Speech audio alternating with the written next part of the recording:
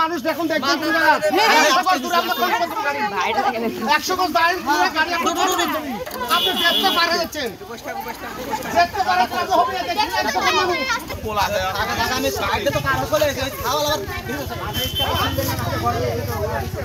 এই আপনি আবার পোলাচ্ছেন হাতে দিকে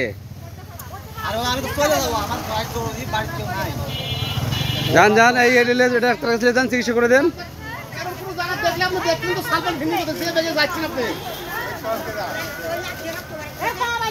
মানে ভাই যদি বাইকে হাতে ধরবি